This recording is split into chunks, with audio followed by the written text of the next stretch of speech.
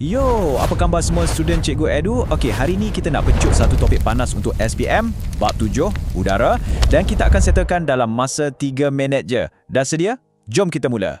Cuba bayangkan, korang tengah lepak, tarik nafas dalam-dalam, benda yang kita sedut setiap saat ni kan?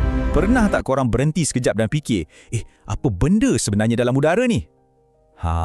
Dia bukan kosong tau. Okey, jom masuk terus fakta nombor 1 yang confirm akan keluar dalam exam. Komposisi udara. Yang ni korang wajib hafal, geng. Okey, jom kita bedah siasat carta pai ni. Nampak tak yang paling besar tu 78% tu nitrogen. Yang kedua pula 21% oksigen. Lepas tu yang sikit-sikit tu 0.03% karbon dioksida dan lagi 0.97% tu gas-gas lain macam gas nadir. Simple je kan? Jom kita zoom in sikit. 78%. Ingat nombor keramat ni. Nitrogen ni lah king dalam atmosfera kita. Dia lah yang paling banyak sekali.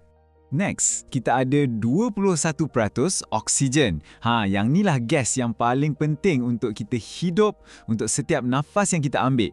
Kalau tak ada 21% ni, kita semua tak ada kat sini tau. Fakta nombor 2, setiap gas ni ada kerja masing-masing. Oksigen untuk kita bernafas dan untuk pembakaran. Karbon dioksida pula bukan je untuk pokok, tapi penting dalam alat pemadam api.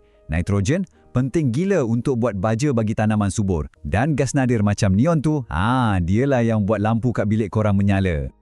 Seterusnya, kita masuk topik favorite exam, pembakaran. Macam mana api boleh menyala dan lagi penting, macam mana kita nak padamkan dia. Rahsia dia ada dalam segitiga pembakaran. Okey, ni fakta nombor 3 dan ia sangatlah logik.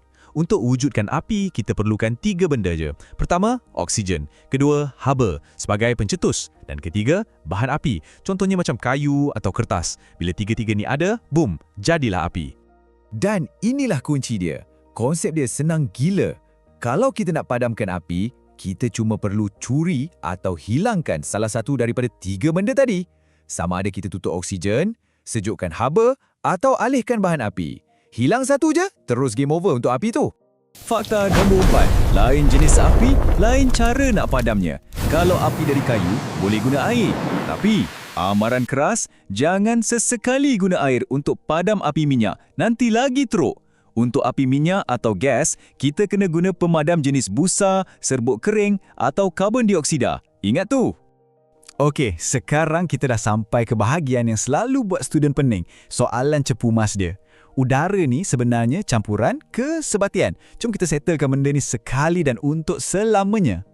Inilah dia, fakta nombor 5. Soalan ni nampak makan senang, tapi ramai yang terkantoi. So, korang rasa apa jawapannya? Campuran atau sebatian?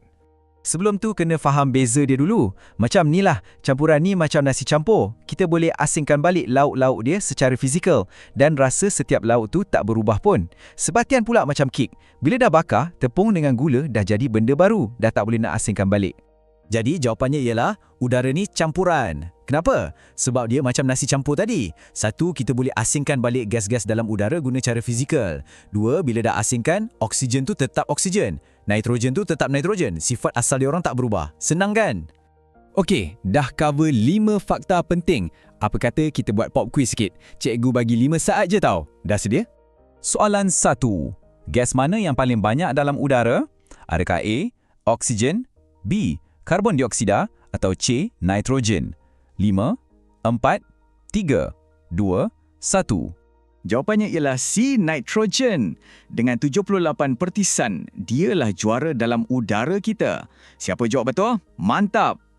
Soalan 2. Antara yang berikut, yang mana bukan syarat untuk pembakaran? Adakah A, haba, B, bahan api atau C, air? Masa berjalan. Jawapan yang betul tentulah C, air. Haba dan bahan api memang perlu, tapi air kita guna untuk padam api, bukan untuk mulakan api. Logik kan? Soalan terakhir, udara ni dikira sebagai campuran sebab A, sifatnya berubah, B, komponennya boleh diasingkan secara fizikal atau C, tak boleh diasingkan. Fikir balik penjelasan cikgu tadi. 5 saat. Dan jawapannya ialah B, sebab komponen-komponennya boleh diasingkan secara fizikal tanpa mengubah sifat asal dia. Power lah korang. Siapa yang dapat 3/3 betul, cikgu nak ucapkan tahniah. Korang memang fokus dan terbaik gila. Teruskan momentum ni sampai SPM nanti. Jadi itulah dia kupasan ekspres kita untuk bab 7 udara. Semua poin-poin penting yang korang perlu tahu untuk skor dah ada dalam tangan. Nampak tak? Sains ni sebenarnya senang je kan? Sebelum cikgu undur diri, cikgu nak tanya, ada tak topik sains lain yang buat korang pening kepala? Cuba komen kat bawah, nanti cikgu buatkan kupasan pantas untuk korang. All the best dan jumpa lagi. Bye-bye.